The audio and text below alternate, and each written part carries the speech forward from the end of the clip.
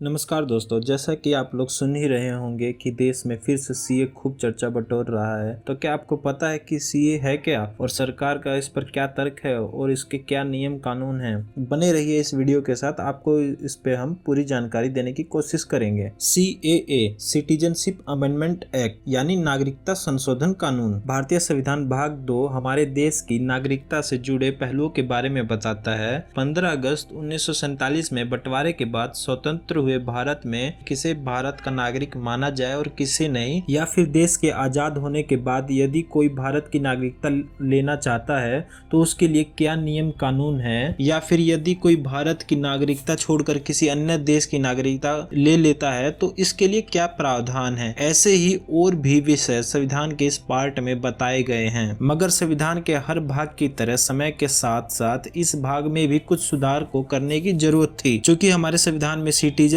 को union list में रखा गया है, इसीलिए इससे जुड़े नियमों को बनाना या उनमें कोई सुधार करने का एक्सक्लूसिव ज्यूरिडिक्शन यानी अनन्य क्षेत्रीय अधिकार केवल देश की पार्लियामेंट के पास ही है। यही कारण है कि 1955 में देश की पार्लियामेंट में सिटीजनशिप के मैटर्स को और भी बेहतर तरीके से रेगुलेट करने के लिए एक एक्सक्लूसिव एक्ट इनेक्ट किया, जिसका नाम है सिटीजनशिप एक्ट 1955, जिसे समय समय पर कंडीशन और समय समय के अनुसार सुधार किया जाता रहा है। यही कारण है कि 1955 के बाद 2024 यानी आज तक 1986 में, 1992 में, 2003 में, 2005 में, 2015 में और 2019 में, यानी कुल 6 बार सुधार किया जा चुका है। 11 दिसंबर 2019 को सिटीजनशिप अमेंडमेंट बिल को पास कर दिया जाता है और फिर ये पूरे देश में एक भारी चर्चा का विषय बन जाता है। 12 दिसंबर 2019 को तत्कालीन प्रेसिडेंट रामनाथ कोविंद इस पर मोहर लगा देते हैं और 15 दिसंबर 2019 को इसको राष्ट्रपति की पूर्ण रूप से स्वीकृति भी मिल जाती है। तब ये citizenship amendment bill citizenship amendment act के रूप में एस्टेब्लिश हो जाता है। इसी के साथ 2019 में पास हुए इसके लेटेस्ट सुधार में सिटीजनशिप एक्ट 1955 में सुधार करके भारत के मुस्लिम मेजोरिटी पड़ोसी देश अफगानिस्तान, पाकिस्तान और बांग्लादेश से आकर भारत में बसने वाले रिलीजियस माइनॉरिटीज इमिग्रेंट्स यानी धार्मिक अल्पसंख्यक प्रवासियों को भारत की नागरिकता देने का फैसला किया गया था। सीएए कानून अफगानिस्तान, पाकिस्तान और बांग्लादेश के हिंदू,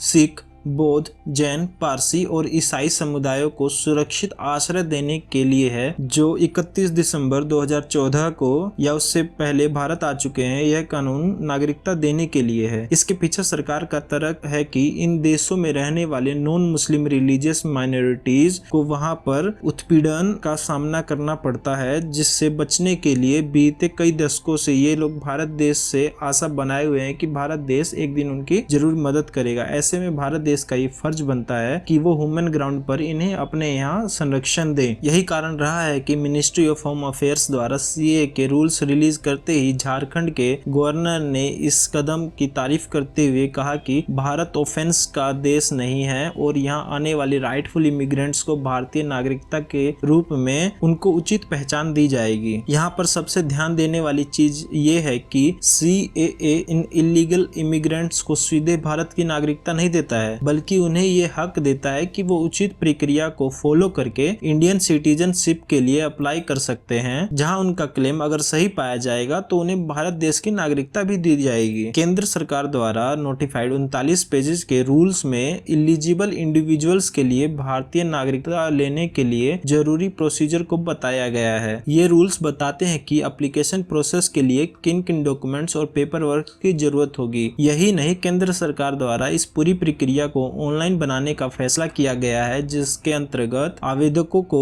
वो साल बताना होगा जब उन्होंने दस्तावेजों के बिना भारत देश में प्रवेश किया था। साथ ही उन्हें ये साबित भी करना होगा कि वो अफगानिस्तान, पाकिस्तान या बांग्लादेश के निवासी हैं। इसके लिए उन्हें वहां का पासपोर्ट, जन्म प्रमाण पत्र या वहां की सरकार से जारी कोई प्रमाण पत्र पेश करना होगा।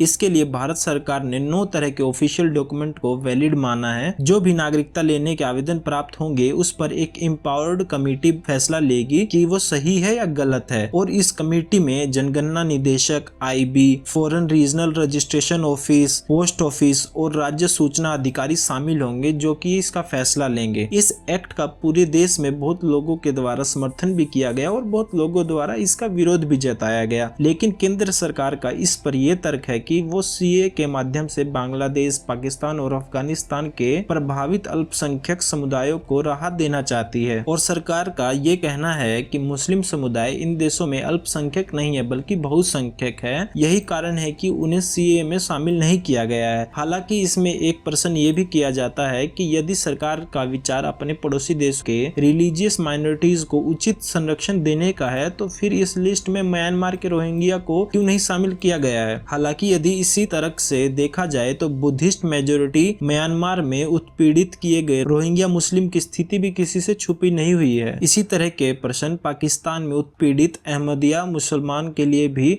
उठाए जाते हैं, जहां केंद्र सरकार पे यह आरोप लगाया जाता है कि वो सीए के माध्यम से देश के सोशल फैब्रिक को बदलने की कोशिश में है। यही कारण है कि 2019 में सीए का मुद्दा उठते ही सुप्रीम कोर्ट में 200 से भी ज्यादा जनहित याचिका दायर की गई थी। 19 दिसंबर 2019 को उस वक्त के चीफ जस्टिस यू ललित के अध्यक्षता वाली बेंच ने इस पर पहली बार सुनवाई करते हुए कहा कि सरकार के पक्ष जाने बगैर कोर्ट इस पर कोई निर्णय नहीं लेगी। जिसके बाद सरकार ने इस कानून को लेकर सुप्रीम कोर्ट में एक एफिडेविट भी प्रस्तुत किया जिसमें सीएए को कानून का अंग बताकर इसका बचाव किया गया था। 6 दिसंबर 2022 के बाद इस मामले में कोई सुनवाई नहीं हुई, जिसके बाद ये याचिकाएं अभी भी सुप्रीम कोर्ट में लंबित हैं। और अभी ये देखा जा सकता है कि फिर से सीए पूरे देश में चर्चा का विषय बन गया है और अब इसका क्या प्रभाव पड़ेगा ये तो आने वाला वक्त ही बताएगा और इस पर सरकार अपने तर्क को कैसे जनता के सामने रख पाती है। वीडियो देखने के लिए धन्यवाद। वीडियो आपको अच्छा लगा हो तो हमारे चैनल को सब्सक्राइब कीजिए और वीडियो को लाइक कीजिए, कमेंट कीजिए और अपने दोस्तों के साथ शेयर भी कीजिए। मिलते हैं अगली वीडियो में। धन्यवाद। जय हिंद, जय भारत।